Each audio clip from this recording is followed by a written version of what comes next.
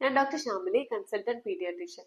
നിങ്ങളുടെ കുട്ടി സ്ഥിരമായിട്ട് മണ്ണ്, സിമെന്റ്, ചോക്ക്, മുടി അല്ലെങ്കിൽ ചുമരൊക്കെ ചുരണ്ടി കഴിക്കുക, പച്ചരി, ഫ്രീക്വന്റ് ആയിട്ട് ഐസൊക്കെ കഴിക്കുന്നത് നിങ്ങളുടെ ശ്രദ്ധയിൽപ്പെട്ടിട്ടുണ്ടോ?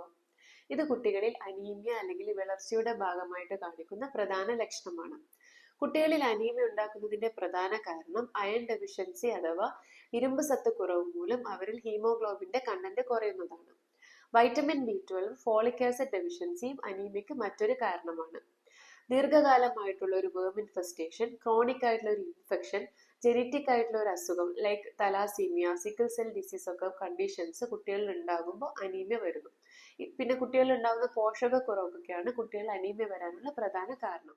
അനീമിയയുടെ പ്രധാന ലക്ഷണം കുട്ടികളിൽ ഉണ്ടാകുന്ന തളർച്ച, ക്ഷീണം, നടക്കുമ്പോഴും ഓടുമ്പോഴും ഉണ്ടാകുന്ന ഹൃദയമിടിപ്പ് അല്ലെങ്കിൽ ഒരു കിതപ്പ്, കുട്ടികളുടെ കോൺസ്റ്റിപ്പേഷൻ, കുട്ടികളുടെ സ്കിന്ന്, ലിപ്സ് ഒക്കെ ഡ്രൈ ആയിട്ടും പെയിൽ ആയിട്ടും തോന്നുക, മുടി കൊഴിച്ചല്, മുടി തിന്നായിട്ട് പോകുക, കുട്ടികൾ പഠിത്തത്തിൽ പിറകോട്ട് പോകുക, കുട്ടികളുടെ വളർച്ച മുരടിക്കുക, ഇതൊക്കെയാണ് കുട്ടികളിൽ കാണിക്കുന്ന പ്രധാന ലക്ഷണങ്ങൾ.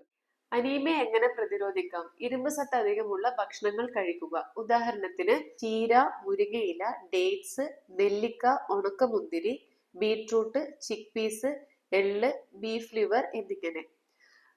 ഇരുമ്പ് സത്തുള്ള ഭക്ഷണത്തിന്റെ കൂടെ വൈറ്റമിൻ സി കണ്ടന്റ് ഉള്ള ഫുഡ് കഴിക്കുമ്പോൾ പെട്ടെന്ന് അയൺ ബോഡിയിൽ അബ്സോർബ് ആകും. ശരീരത്തിൽ ഓക്സിജൻ എത്തണമെങ്കിൽ ഹീമോഗ്ലോബിൻ അത്യാവശ്യമാണ്. അതുകൊണ്ട് തന്നെ അയൺ ഡെഫിഷ്യൻസി അനീമിയ തുടക്കത്തിലെ കറക്റ്റ് ചെയ്യാൻ നമ്മൾ ശ്രദ്ധിക്കണം.